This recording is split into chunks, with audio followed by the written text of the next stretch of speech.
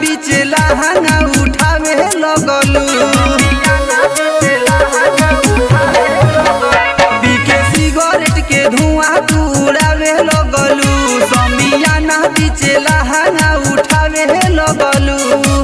खुश होइल कन के टोलिए जान, खुश होइल कन के टोलिए जान। ऐसे ना नाचना तो खुल जाई चोली, वही पर चल जाई गोलिए जान। ऐसे ना नाचना तो खुल जाई चोली, वही पर चल जाई गोलिए जान।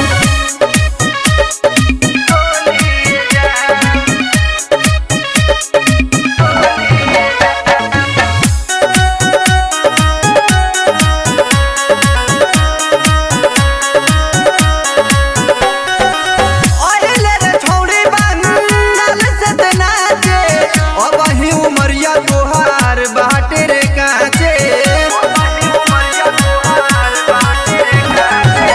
अइले रे छौड़ी बंगाल से त नाचे। अब ही उमरिया तोहार बाटे रे काचे।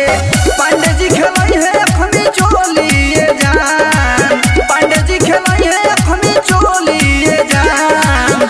ऐसे ना नाचना तो खुल जाई चोली, वही पर चल जाई गोलिए जान।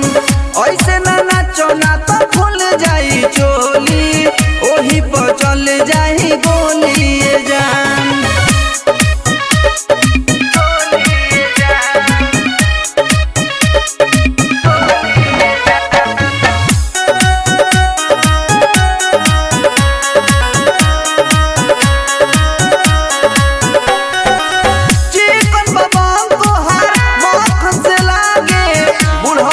मोहन फूटो बवल का भागे,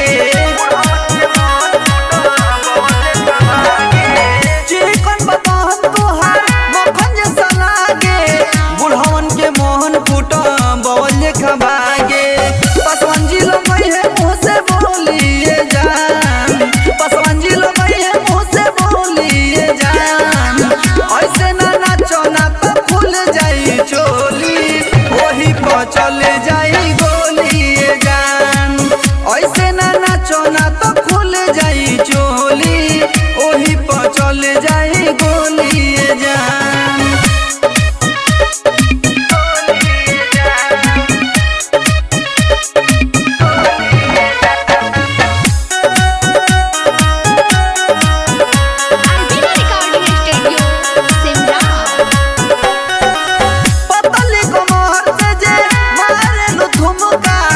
जिला सिवान सारन ढीलेला दुमका,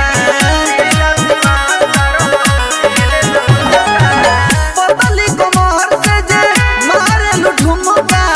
जिला सिवान सारन ढीलेला दुमका। सोना सोना से दी है